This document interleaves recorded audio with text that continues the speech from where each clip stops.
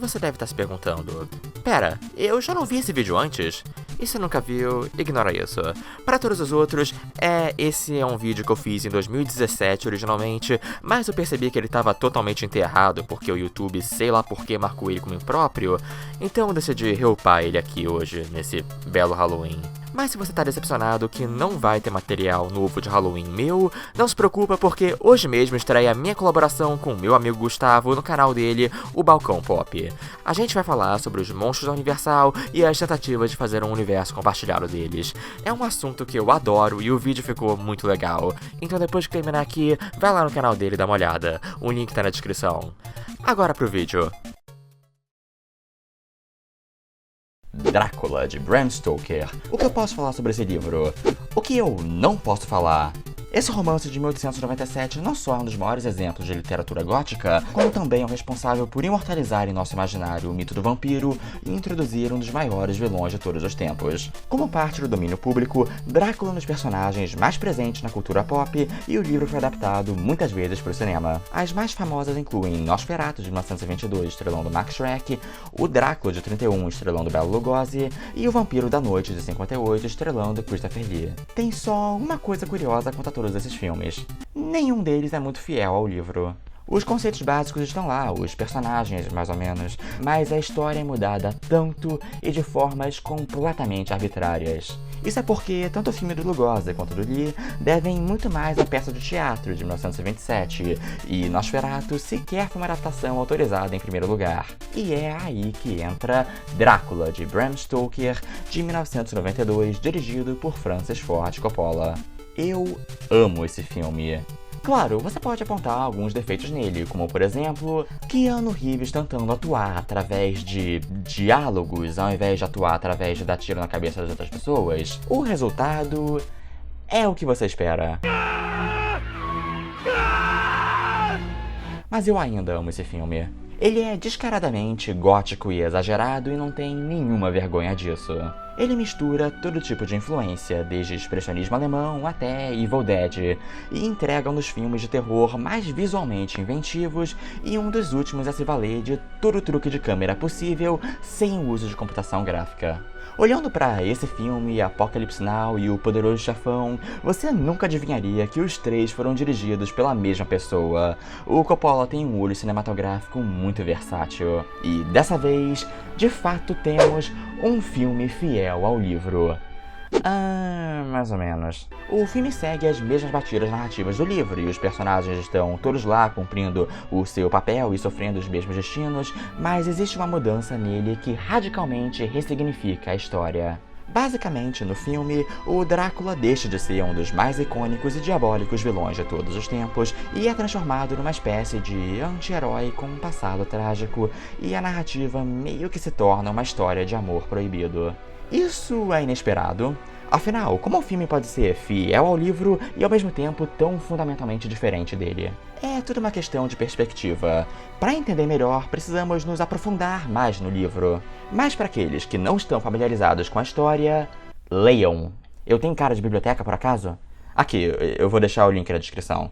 Ou eu posso tentar resumir o mais rápido possível. Na trama, Jonathan Harker é um corretor de imóveis inglês que viaja até a Transilvânia para vender uma propriedade em Londres ao Conde Drácula. Mas, como ele acaba descobrindo, Drácula é um vampiro fedido que o aprisiona no seu castelo e então parte para Londres. Lá, Drácula se interessa pela noiva de Harker, Mina Murray, que tem passado os últimos dias com a sua amiga Lucy Westenra. Lucy tem 3 pretendentes: o psiquiatra Dr. Seward, o americano Quincy Morris e o Lord Arthur Holmwood, com quem ela finalmente aceita se casar. Mas Lucy passa a ser mordida por Drácula e começa a morrer. O Dr. Van Helsing é chamado para tentar salvá-la, mas é tarde demais e Lucy morre e se transforma em uma vampira. A galera então se junta para cortar a cabeça dela em sua cripta. Enquanto isso, Harker escapa do castelo na Transilvânia e se casa com Mina, mas Drácula ataca e faz com que ela beba o seu sangue, iniciando a sua transformação em vampira. Então nossos heróis perseguem o castelo de Drácula até a Transilvânia e matam o filho da puta. A maldição da Mina é quebrada e todos vivem felizes para sempre. Menos o Quincy, ele morre, mas quase todo mundo vive feliz para sempre. À primeira vista, esse parece um livro com uma mensagem bastante positiva. Um grupo de amigos se une para enfrentar a encarnação de todo o mal e triunfam graças à união e perseverança. A amizade é mágica, PewDiePie é melhor pônei. É basicamente a mesma trama que It, quando você parar pra pensar. Stephen King, seu safado! Lá, o mal encarnado que o Pennywise representa é um medo infantil, tanto irracional quanto o do mundo real. Então eu acho que a pergunta importante é: o que é esse mal que o Drácula encarna? Porque o mal é um conceito bem relativo que varia muito de cultura para cultura. Literalmente, Drácula é um vampiro fictício, mas se você olhar nas entrelinhas, ele é uma encarnação do id de Freud, a representação do princípio do prazer governado por puro instinto. Agora, caso você seja muito inocente, eu tô falando de sexo. Não tem muito como negar que o vampiro é uma imagem profundamente sexual. Essa figura misteriosa capaz de te seduzir para te penetrar e executar uma troca de fluidos. Eu tenho certeza que qualquer um de vocês pode pensar em mais 1 milhão de descrições de duplo sentido. O que eu quero dizer é: vampiros sempre têm tudo a ver com sexo. Mesmo quando eles são incrivelmente castos, eles ainda têm tudo a ver com sexo. E por falar nisso, alguns também veem no desejo de Drácula de fazer Jonathan, uma de suas vítimas, uma representação homossexual. É muito fácil ter uma leitura queer de vampiros, e no caso do livro, essa leitura denota uma conotação estritamente negativa. Tal qual a maioria das pessoas LGBT na época, Drácula vive uma vida dupla, se passando por um membro respeitável da boa sociedade cristã, escondendo sua identidade como um renegado moral. Ele também representa o medo que a Inglaterra tinha de estrangeiros. Àquela altura do século XIX, a Europa havia colonizado boa parte do mundo, a Inglaterra sendo o país mais prolífico de todos. O sol nunca se põe no Império Britânico! Apesar de terem sugado recursos, assassinado e irreparavelmente desamparado culturas inteiras para sempre, tudo sob o pretexto de trazer a civilização para povos selvagens. A noção dos colonizados tentarem a sorte na própria Inglaterra parecia inadmissível. E sabe o que mais esse imigrante bissexual quer fazer? Corromper nossas mulheres, transformá-las no mesmo tipo de monstro impuro que ele. E eu falo em corromper porque a representação das mulheres frequentemente se reduzia a uma dicotomia entre virgens puras ou sexualmente promíscuas. Mais uma vez, Freud criou o termo complexo de Madonna prostituta. Esse contraste se apresenta no livro na representação de Lucy e Nina. Lucy é relativamente mais aberta com a sua sexualidade, tem 3 homens babando por ela e é seduzida pelos poderes do Drácula, então ela é punida e morta por ter se rendido à tentação, da forma mais fálica possível. Enquanto isso, a puritana Mina é poupada no final. Isso é uma coisa que vemos até hoje, o exemplo mais famoso sendo os filmes slasher, onde todo mundo que transa morre e a sobrevivente é sempre a heroína virginal. Então, quer dizer que o grande mal que os nossos heróis enfrentam são estrangeiros, a liberação sexual das mulheres e gays. Por que isso parece estranhamente tópico hoje em dia? Então, o Drácula realmente é um reflexo dos medos de uma sociedade patriarcal, imperialista e xenofóbica que também não escapava de se indulgir em muita hipocrisia. E, no entanto, tem alguma coisa fundamentalmente atraente nesses vampiros, afinal, o livro não teria se tornado um sucesso tão grande se o público não tivesse achado o conceito tão interessante. No fim das contas, o livro impõe moralmente que essa coisa toda de vampiro é do capeta, mas admite sua pessoa vitoriana não especificada que tá sendo alvo da minha retórica esquisita, você curtiu isso. O vampiro te atrai.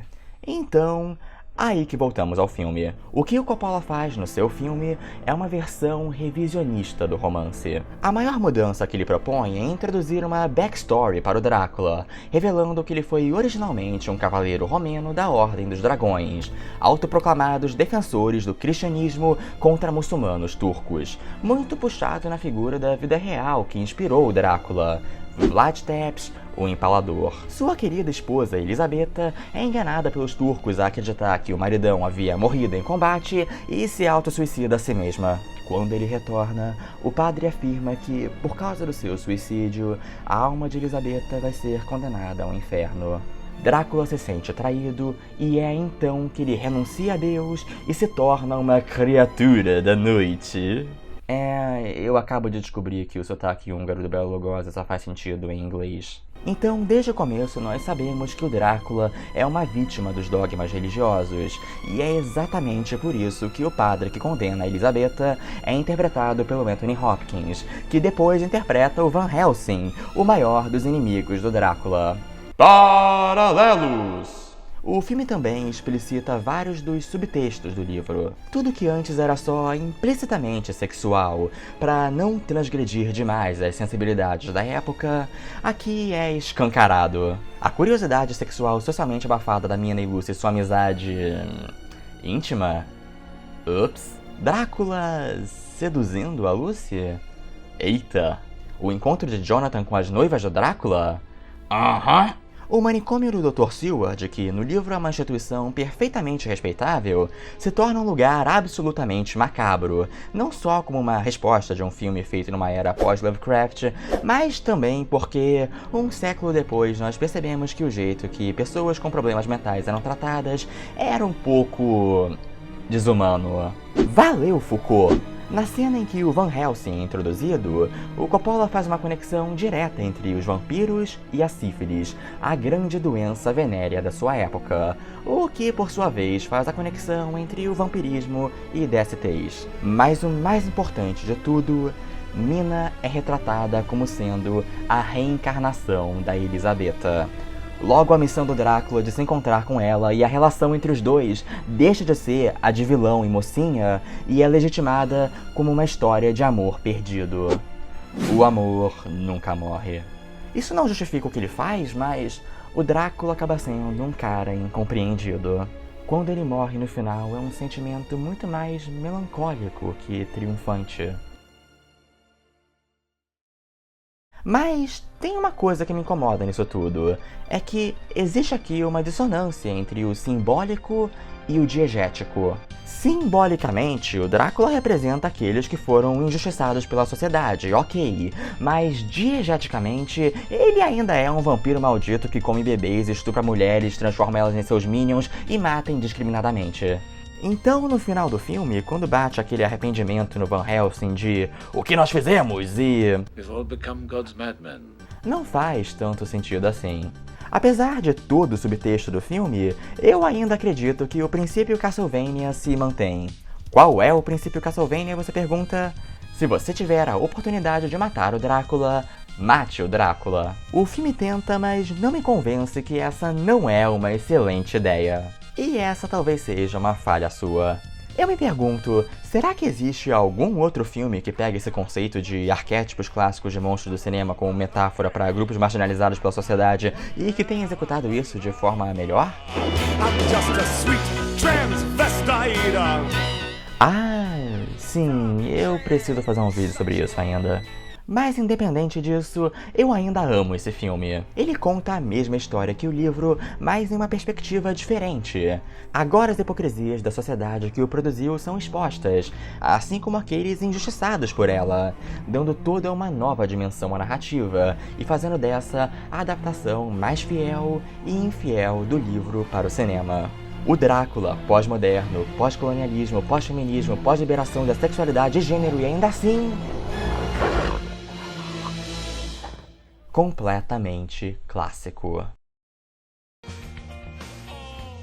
Esse era pra ter sido meu especial de Halloween, o que prova que eu não sou muito bom com calendário, mas ainda assim, antes tarde do que nunca.